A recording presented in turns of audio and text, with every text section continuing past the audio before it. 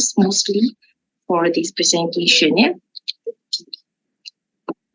I think I need to move this, right? Study the Can you all see, or does it like kacau the presentation? Can Dr. Alia? Dia tak kacau tak kacau Tak. Alright, okay. So the content of my presentation, I will talk about risk factors of venous thromboembolism. Actually, I know that it is about thromboembolism as in general, but arterial embolism or thrombosis is not really an issue when we talk about risk factors, because it's well known associated with cardiovascular, right? For VTE, there are other factors that we need to consider that I would like to share with you guys. The next topic will be, talking about the natural anticoagulant deficiencies, some classifications of thrombophilia, deficiencies in protein C as antithrombin factor 5 latent and prothrombin variants, and followed by the acquired causes, whether it's genetic or non-genetics, and a bit about pediatrics and neonatal thrombosis, and what to do in cases of testing thrombophilia in pregnancy. Okay, updates of this. I would like to just to heads up for those master students here, because I actually use these articles to do this presentation, and these articles are not actually focusing on the laboratory updates. Okay, so the one that Dr. Susanna kindly gave me is the BG Hematology, which is the British Society of Hematology guidelines last year, published in 2022. This is the one. This is the major articles I use to do this presentation. So I will advise you all to get this article, because it is free online, and you should read this. For completions of this presentation, I will advise you to read this. Okay. So the other articles that I use is from the ASH guideline. ASH guidelines, we all know, is done mostly by clinicians. So it is basically patient orientated. It's more like answering the clinical questions, whether thrombophilia is indicated in some cases, or certain presentation or risk factors that the patients have. Okay, so it is not actually a laboratory oriented articles, but it is still important, as we all know, when we interpreting thrombophilia reports, or when we're doing an interpretations for the lab results, we need to be able to correlate with the clinical presentation or requirements, right? The last one is 90% are lab lah. Okay, those are from the Journal of Thrombosis and Hemostasis, but this is actually talking about specifically on the acquired antiphospholipid antibodies or antiphospholipid syndrome. So this is basically a fantastic article if you want to learn about antiphospholipid syndrome diagnosis. So I will start with these diagrams. This shows the risk of recurrence of venous thromboembolism. As we all know, if a patient come in with a thrombosis, we want to know whether the thrombosis will actually happen. What is the risk of the patient having another episode of thrombosis? So the way they look at it is, if obviously you have a provoking factors, for example, your post-surgery, you have a huge trauma or big bones or long bones fracture, those are what we call provoked major, but it's transient, meaning that if you develop thrombosis due to this provoked major and transient cause, most likely you don't need to be tested for thrombophilia. Because it's explainable by the risk factor. So and the risk of recurrence, as you can see down below, is actually quite low. The red color on the bottom part of the diagram. So this part of patients, we don't really recommend for thrombophilia testing, because they don't need an extended treatment for anticoagulant, and usually sufficient anticoagulant for about 3 to 6 months, depending on the site and the size of the thrombosis. So we also have the other one that is provoking but is persistent but is considered as minor, and this includes our thrombophilia, whether it's heritable or acquired, and paralysis is considered as persistent but minor provoking factors. Yeah. And as you can see, the risk is, the risk of recurrence for the second VTE is more towards the right. So obviously, if you have an unprovoked, we don't have any of the risk factors.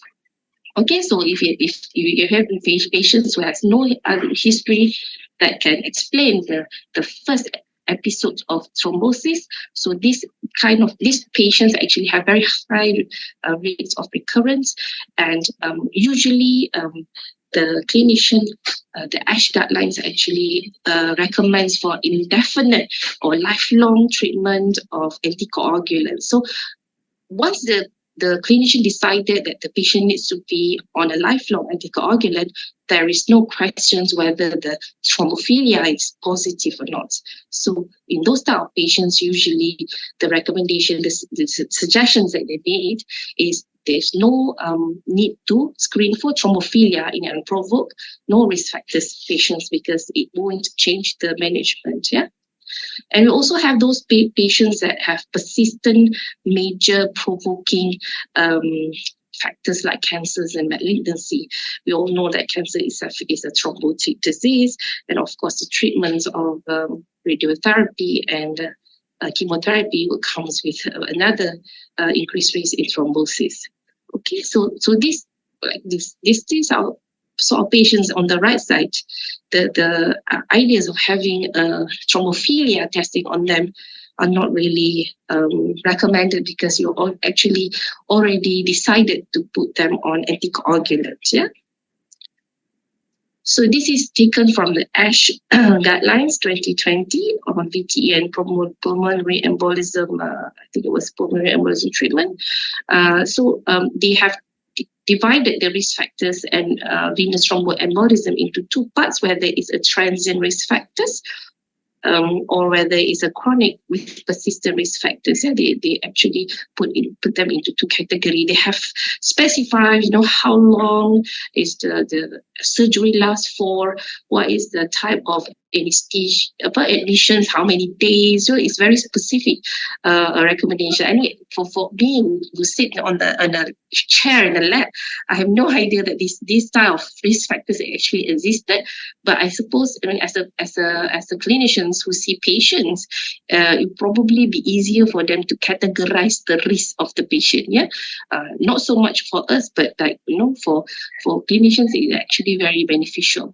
So the recommendations again in unprovoked VTE, ASH suggests that do not perform thrombophilia testing as the indefinite, maksudnya lifelong treatment of antithrombotic therapy is actually warranted in this type of patients.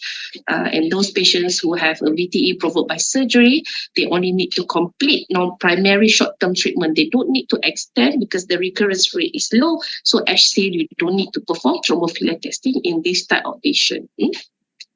But for pregnancy or postpartum provoked venous thromboembolism, they actually suggest for thrombophilia testing, because they want to decide whether certain women will benefit on an extended or indefinite course of anticoagulant.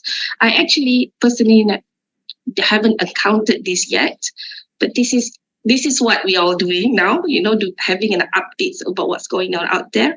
So this is the way they are going now. So most likely all those pregnancy with postpartum venous thromboembolism, they will start to send for both heritable and acquired cause of thrombophilia if they base the recommendations on ASH. Yeah? So generally thrombophilia, we know that it depends on the clinical decision. If they already decided that they want to discontinue the treatment if the thrombophilia is negative, or they want to continue anticoagulant if the thrombophilia is detected. So it is indicated for them to send for thrombophilia testing. Yeah. So basically to guide their treatment plan, right? Okay, now we move on the coagulation cascade to understand about the natural anticoagulant in our body, we need to understand how it works in our coagulation cascade. All right, so we all know that our coagulation cascade is a equilibrium of procoagulants with some anticoagulants protein interacting with each other to ensure that the fluidity of our blood inside the vessels. Yeah, if we have a lot of coagulation factors, obviously we have the tendency to clot more, and if we have deficiency in the anticoagulation pathway, the same way will happen because there are no counter reactions by the anticoagulation proteins because of the deficiency. So if you can see, we have these intrinsic and extrinsic factors. They are all go down the cascade into the hormone pathway and eventually will form a formation. Excuse me. So we have this protein C, activated protein C, with cofactor 14S would actually deactivate factor 5A and then eventually stop the activated prothrombin from formation. So basically, it will stop the clots formation at this point, and at factor 8, whereby the antithrombin basically inhibits directly to 10A, activated 10A, and activated thrombin. So these two is the major parts of deactivation or neutralizing properties of antithrombin is at 10A and 2A, but it also inhibits other factors that activated factor 7, 9, 11, and 12.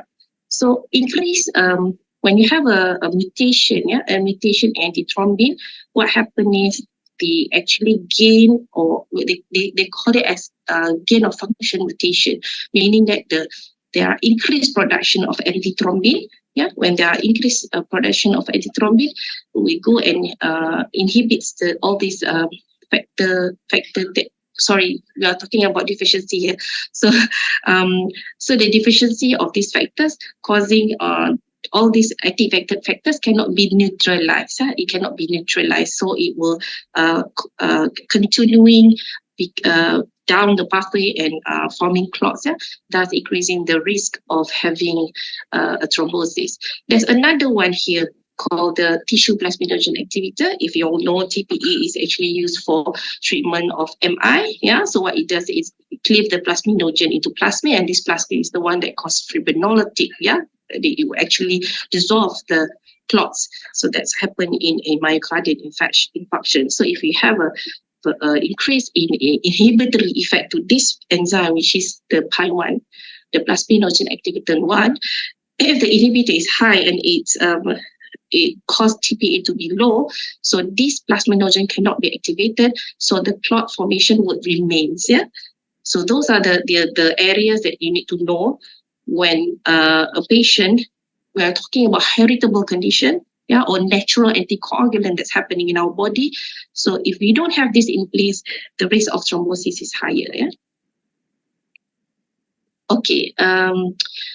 Next, I move to the thrombophilia traits. Thrombophilia traits is actually looking at the elevated procoagulant. Procoagulant is basically our coagulation factors, our factors in the body.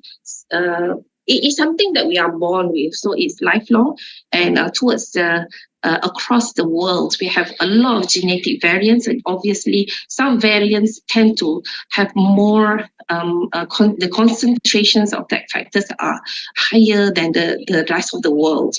Give you an example in non-O alleles or ABO, meaning that people who is AB or AB, they have higher von Neumann factors, so that will give out high factor 8 levels, right?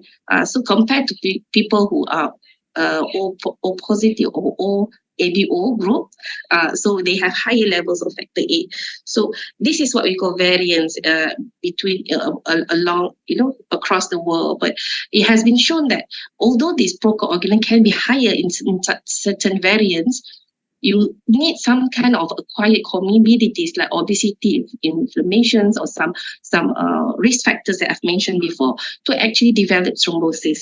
So BSH recommends that routine testing for these coagulation factors to assess this increased variance is actually not recommended at the moment. Yeah.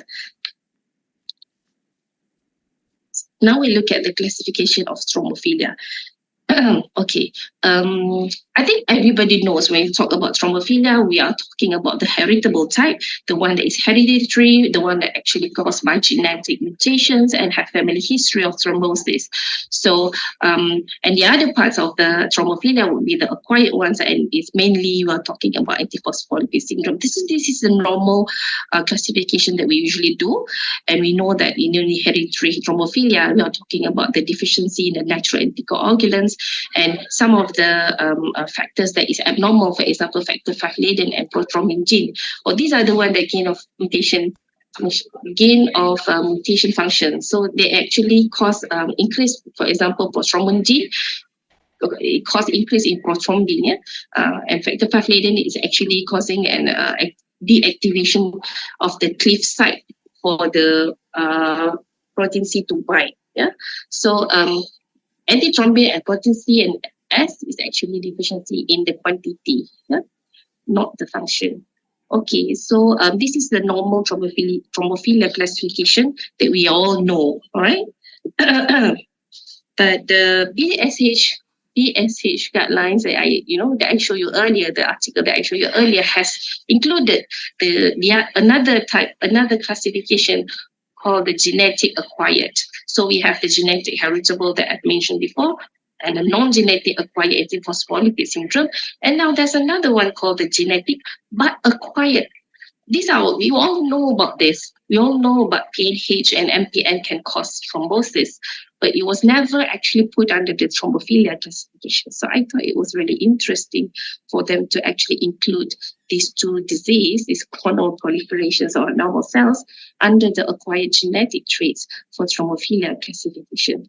So students have to be aware about this. If you are expected to write about the AC regarding this, please do not leave out your acquired genetic traits, which are your paroxysmal nocturnal hemoglobinuria and your MPN. Yeah. Excuse me. Genetic natural anticoagulants. So I've mentioned before, protein C, S, and antithrombin, there are increased thrombosis risk. It is already high risk thrombophilia when the level falls below the normal range. So you don't really need it to be like hemophilia, you have less than 1%, 1 to 5% is moderate, and more than 5% is considered as mild. But this one is, as soon as it falls below the normal range, it's already considered as a high risk thrombophilia, right? So in Malaysia, we actually, Dr. Suzana's team has taken over to diagnose this deficiency. So it is very important to diagnose it, because it will change the management of the patients. Yeah? Because patients obviously needs a lifelong replacement therapy. Yeah? So in a heterozygous condition, the risk for antithrombin deficiency is about 15-fold. Obviously, in homozygous deficiency, it will be higher than that. Heterozygous potency and S deficiency is about 5 to 7-fold, so it's a bit lower than the antithrombin deficiency. However, this type of heritable condition is actually prevalence is very low. All right. So although it is considered as high risk, if we have it, but in reality, if we screen the populations in Malaysia, we probably see very, very low prevalence, and the questions of cost effectiveness of having this test or ordering this test, we need to set a guideline for this. Yeah, and I will show you some the guidelines of the European guidelines and the UK guidelines, and how they decide who is going to get the genome or the screening, yeah, for the abnormal gene. All right, so we know that when we do protein C, protein S, antithrombin, these are all measurements of plasma activities or the concentration rather than molecular. We don't really do specific mutations or identifications of protein C or antithrombin. We do the levels of the plasma. Yeah? or the concentrations in the plasma. So the deficiency interacts with acquired risk, and transient provoking factors is seen present in about 50% of cases. So people who actually have these heritable conditions, they have another additional risk, acquired risk or transient provoking factors. For example, they become bedridden, or they go a surgery, or having a fractures of your femur. So those are the things that actually add on into the risk. Acquired factors like physiological reductions in neonates, the use of warfarines, or liver disease, sepsis, and etc. These are the things that contribute into the increased risk in developing thrombosis in the patients with heritable thrombophilia. All right. So as you can see, this is a table that I've taken from the article in BSH. All right. So it shows that there are things that you need to consider when a hematologist in the lab reporting the results of the protein C or protein S or any thrombin in the lab. They need to know what are the things that they need to consider when they're reporting. So it is important for them to know that certain physiological reduction would happen. You need to know what is the normal range, so-called the normal range in neonates. They are a lot lower than the adults, and then the interactions of other drugs, diseases like nephrotic syndromes and etc. So this table is important for those who actually trying to interpret the assays in the lab. Okay, so this Genomic England panel is one that is developed in the England, obviously.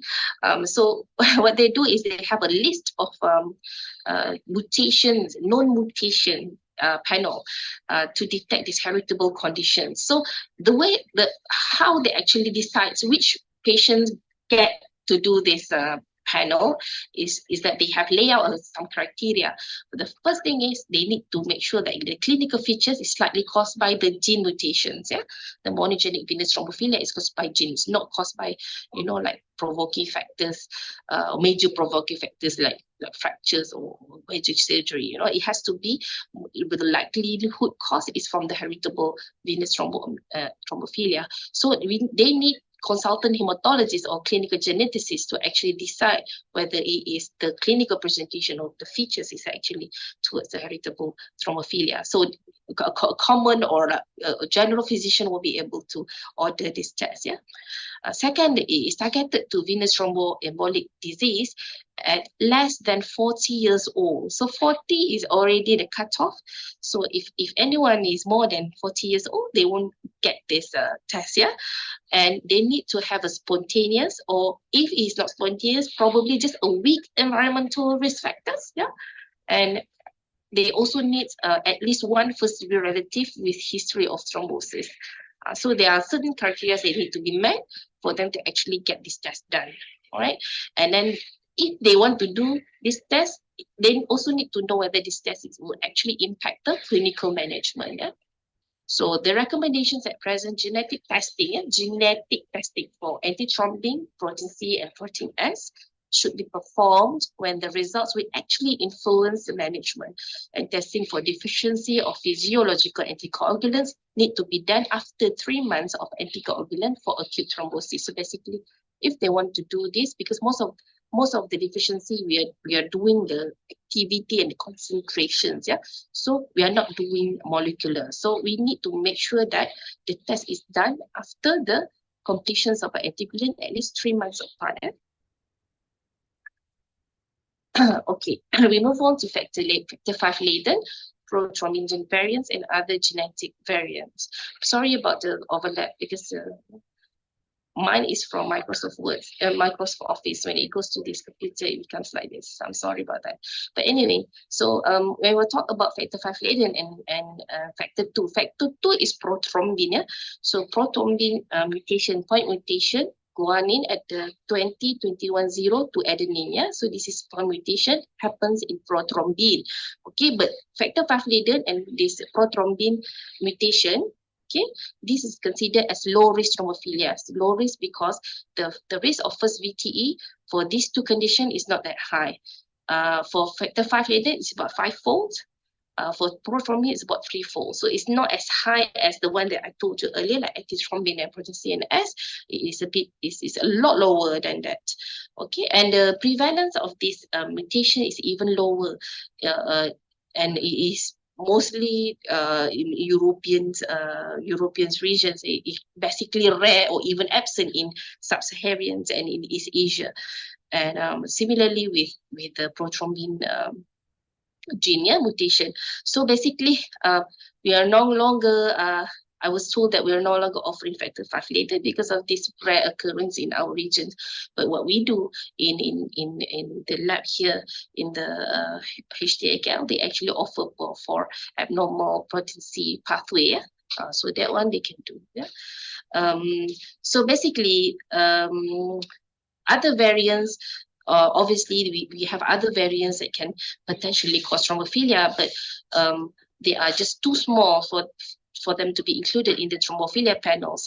So basically the recommendations mostly saying that genetic testing to predict the first episode of venous thrombosis is not recommended because the risk of first thrombosis is very low. It's very low, and the prevalence in the community is also low.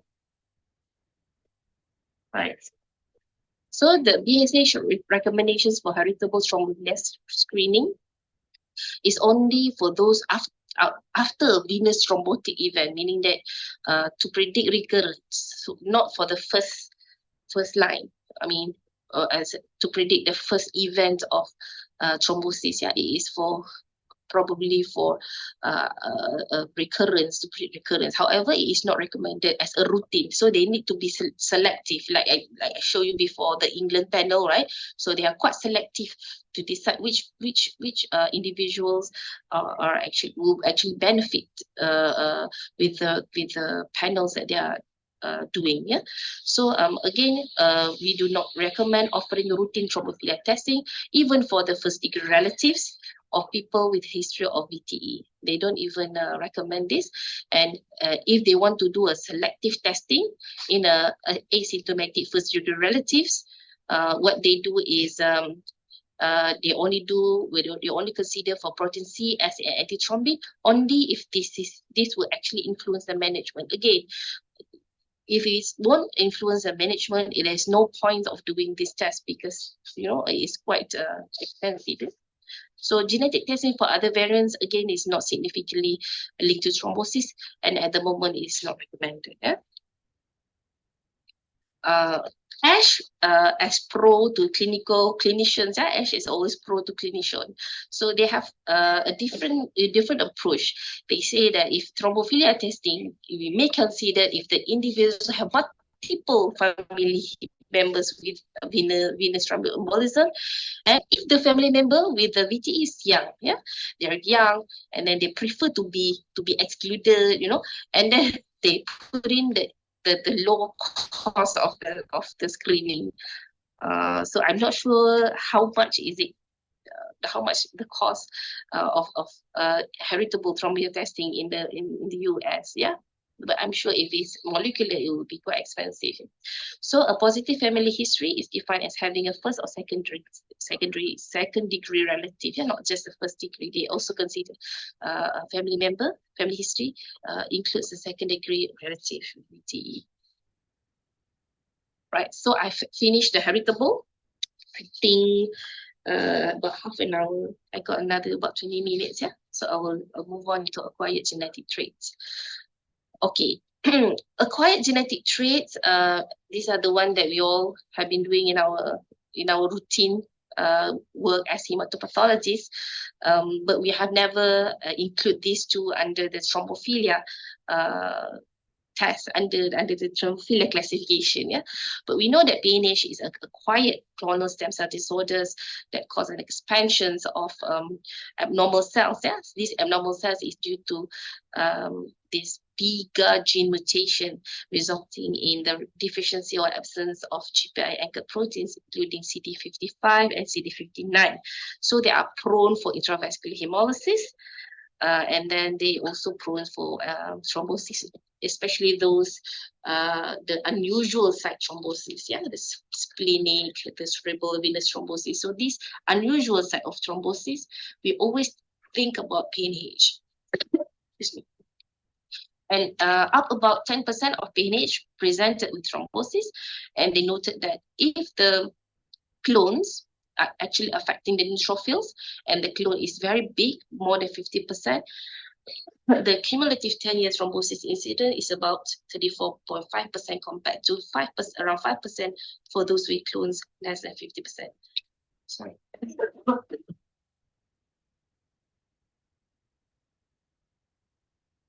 Okay. I think we all know about this, yeah. So MPN, we all know MPN, PV, ET, and PMF, right? They are all donor proliferations, whether it's from the stem cell or the progenitor cells. Oh my God, excuse me.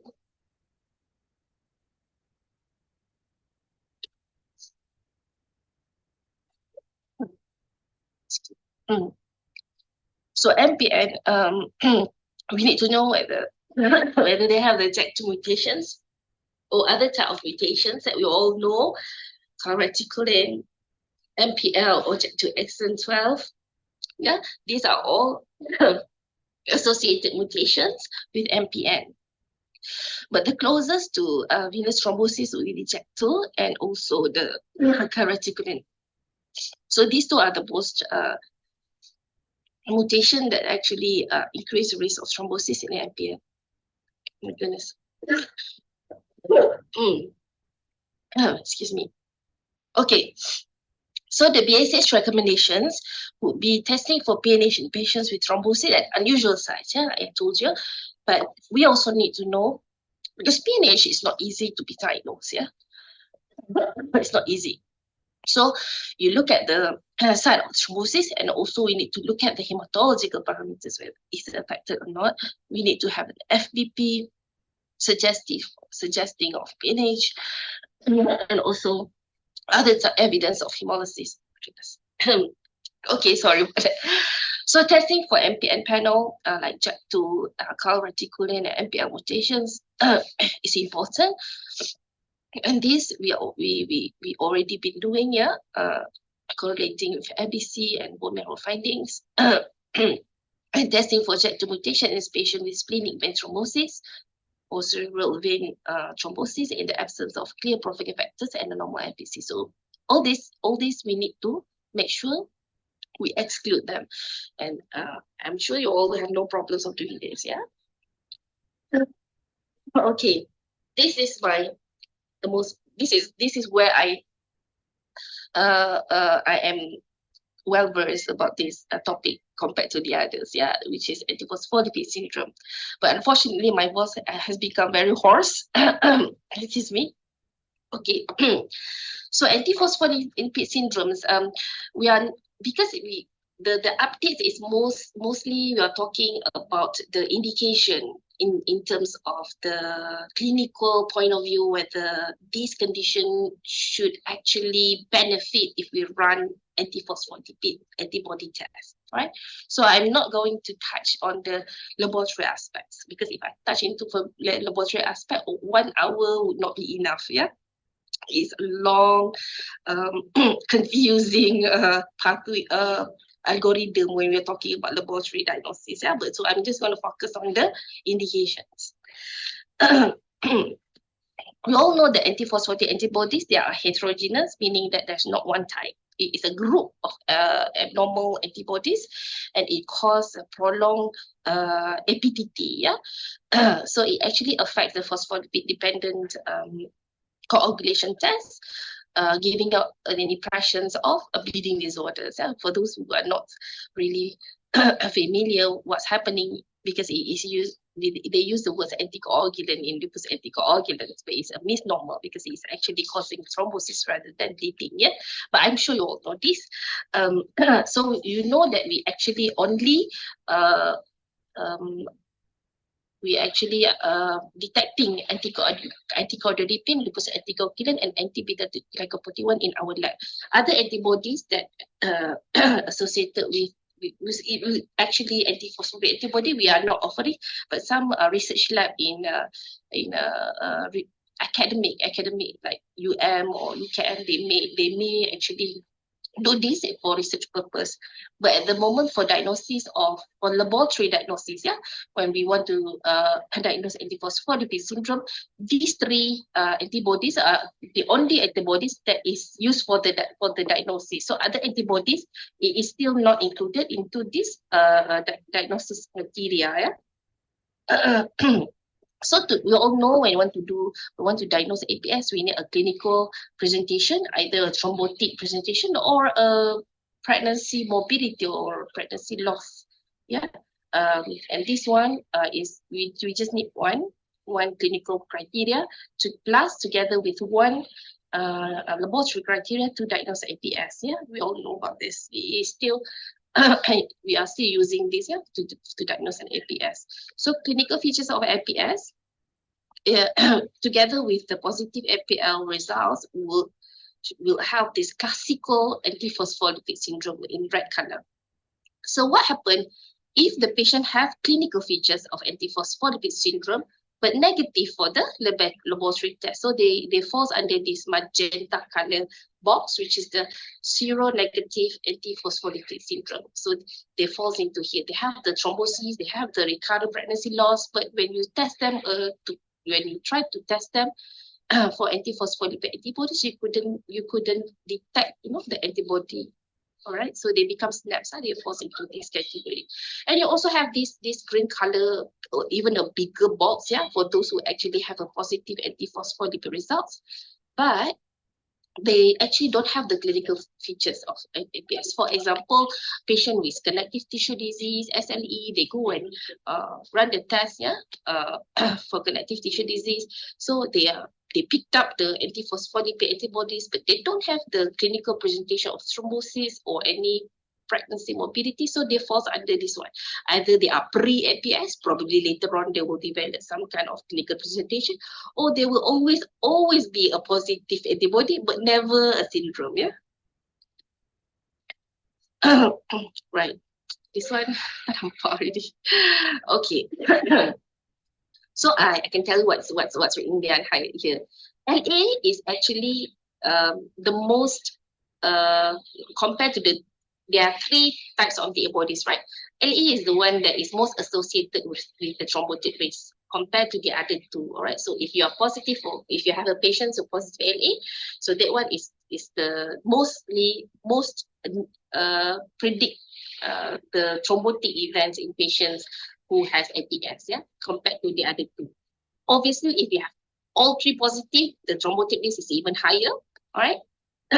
So the recurrence of the risk of VTE provoked by minor risk factor is similar to that with unprovoked. So they are saying that if you have a minor provoking factor, the way they look at it is they want to treat as if this patient has an unprovoked VTE, which means they will benefit with extended anticoagulant therapy or extended or lifelong. But those people who have no risk and suddenly have an unprovoked VTE, okay? So that's why even with a minor risk factor that can probably explain the thrombosis, they still want the antiphospholipid antibody test. So we need to look into this. Sometimes we say, for example, diabetes, chronic disease, all this, we think that probably can cause thrombosis, but not really, right? If it falls, it probably falls under minor risk factors. Not all diabetic will ended up with thrombosis or venous thrombosis or all chronic hypertension develop thrombosis. So this kind of thing actually we have to consider, especially if they're young. There's another type of APS called the catastrophic APS. It is potentially fatal. So basically what happened in this patient is a systemic disease that affects all the microvascular. So the small vessels in the body become thrombosed, and it causes multiple organ failures. There are high morbidity and mortality in this type of presentation. So it is important to do the test if a patient is suspected to have CAPS. Yeah. So in asymptomatic individuals with triple positive APLS, so sometimes I'm not sure whether I've seen before, but yeah, I guess you can have individuals with asymptomatic, for example, SLE, or some kind of patient who is investigated for connective tissue disease. They want APLS, and suddenly your antibody are all positive three. All three are positive, but they don't have any symptoms, so they are asymptomatic. Yeah. So they find out that the incidence of the first thrombotic events in this type of patients is estimated about 5% per year. So that is 5 in 100 patients. So I'm not sure whether that is a significant number. Yeah? So the BHH recommendations recommends that screening for antiphospholipid antibodies following unprovoked VTE, because they may auto management, including choice of antithrombic therapy. So they actually recommends for acquired thrombophilia screening, not the heritable. Yeah. So unprovoked VTE, BBC said that it is worth to do the acquired antiphospholipid antibodies. So screening for antiphospholipid antibodies is suggested in patients with VTE provoked by minor risk factor, like I told you already, and then patients with acute multiple thrombotic events in CAPS. CAPS also should be tested. Yeah. And APS is an acquired thrombophilia. Screening for antiphospholipid antibodies is not recommended in family members. Obviously, it's not heritable, so not recommended. Unless, like I said, unless if they started to say that this is connective tissue disease, and they were thinking whether, another family member is having connective tissue disease, they can always, talk around for us to allow them to do this test. Yeah. Okay. So in the new ISTH guidance regarding who should we allow to do LA testing. So these are the list of indications. Yeah, LA should be performed. Yeah, together with testing for ACL and anti-beta-2-GP1 to assess the risk profile in patients who are likely to have APS. So these are the lists. Yeah, younger patients. So young meaning that less than 50 years old. For the panel just now, it was 40, right? But for APS, somehow it is less than 50. With unprovoked venous thromboembolism, VTE at unusual sites. Yeah, but I think they also need to exclude MPN and PNH, yeah, if they have an abnormal hematological parameters of FPC. Okay, so younger patients, less than 50 years old, with ischemic stroke, some arterial thrombosis, microvascular thrombosis, recurrent VTE, yeah, not explainable by all these therapeutic anticoagulant or malignancies, and then pregnancy, morbidity, obviously you all know this, and SLE. Yeah, so SLE testing for LA is part of the diagnostic criteria and contribute to risk assessment. So we all know this is already the antiphospholipid antibodies are actually used to diagnose SLE. Okay, the other parts that this one is the gray area. The other one is a clear cut. Yes, we do. Okay, so this one is the gray area where could be considered in the following situations. So a patient with connective tissue disease, in particular immune thrombocytopenia, the one that actually have some sort of this is actually SLE, arthritis, arthralgia, hair loss, sensitivity, mouth ulcer. So these are SLE's presentation. So they are actually ITP, but they have like SLE presentation. So they say you can consider to do LE testing in this patient. All right. Livedo reticularis, again, if they have some associated systemic autoimmune disease or mild thrombocytopenia, so you should consider to do LE testing. The other thing is if you well versed about the clinical manifestation of APS, some of them have this so-called presentation that has been, it is not a criteria, but has always been closely related to APS, meaning that it is we can notice that this presentation happens in patients with APS, but it has not been upgraded into a true clinical criteria, because we only know that the clinical criteria for APS is thrombosis and pregnancy morbidities, right? Other things like cognitive dysfunction, valvular heart disease, all this is actually not under the criteria, but it has been shown to be closely related to the APS. Okay, so depending on the budi bicara, or the suspicions of the clinicians and the way that they convey the clinical presentation to the lab, we may want to test them with LA. Okay. Again, patients younger than 50 years old following provoke. This one provoke VTE, but it's disproportionately mild, and patients with unexplained prolonged FPTT as an accidental pandemic. This one also we will do. Yeah. Okay. When we after we've done the LA test, we need to consider a few things. Yeah. First, we need to know whether this LA, whether it is done during acute phase. Is the patient having an acute thrombosis? The patient having a sepsis? We need to know this because of the false positive and negative result it can occur. If having sepsis, right, the CRP, the high CRP can actually cause prolongations of the APTT.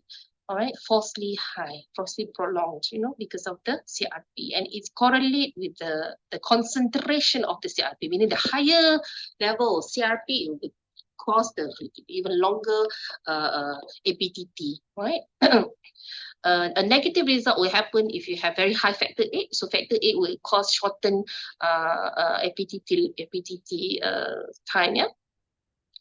So ideally, we need to know that we need to make sure there's no anticoagulant on board. If, say, the patient cannot be off anticoagulant, in patient with vitamin K antagonists like warfarin, they need to off the warfarin at least 1 to 2 weeks, and consider if they want to put the patients on clexane, low molecular weight heparin. So this low molecular weight heparin, if the patient is on it, we can advise them either you need to take the samples at least 12 hours after the last dose or just before the next dose, right? I usually ask them to take blood just before you want to give them the next dose, because I thought that was easier rather than thinking about whether it's already 12 hours. So usually I just tell them before you want to give the low molecular weight, take the samples first, right? So, if they are on the WAC, direct oral anticoagulant, they need to off the medication at least 48 hours and even longer if there is renal impairment. All right, and incorporation of information of these patients' anticoagulants need to be in the reports, yeah, and the results LA in pregnancy should be interpreted with cautions, yeah, because obviously LA in pregnant lady patients with pregnant, they have increased levels of vinogen, increased level of factor VIII and vulnerable. These protein will actually mask if the patient actually have a weak LA. Okay, so it needs to be done cautiously, and preferably you repeat then after they delivered. All right, I think we're almost finished. We may move on to the pediatrics and neonatal thrombosis. And then talk a little bit about purpura fulminans and stroke in children. All right, so incidence of heritable thrombophilia in children is not very high. It's very low. It's about 0.07 to 0.14 per 10,000 children per annum. Yeah, so basically, it is very low. However, those children that is admitted in the hospital, the hospitalized children, the rate of thrombosis is higher. It can be as high as 1,000 folds. Yeah, so basically, pediatricians, they need to be aware about this. The risk of having thrombosis in children, long hospitalized pediatric patients. So more than 90% of pediatric patients with VTE have more than one risk, with central venous access devices being the most common single risk factor. So the one with central central line, yeah, are the one that have higher risk of having venous thromboembolism. Right, and in Italian registry of neonatal VTE, heritable thrombophilia was found in about 33% with an early onset of VTE. So, role of heritable thrombophilia testing in neonates with VTE does not currently appear to influence the type of duration. So, because of the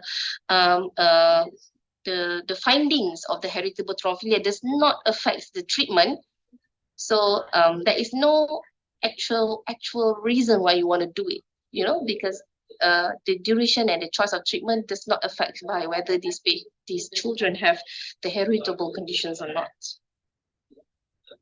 Right? So does antiphospholipid happens in children? It is very rare. About 30% of children born to mother with MPL passively acquire these antibodies through the, obviously passive transmission through the placenta. However, the occurrence of thrombosis is extremely rare.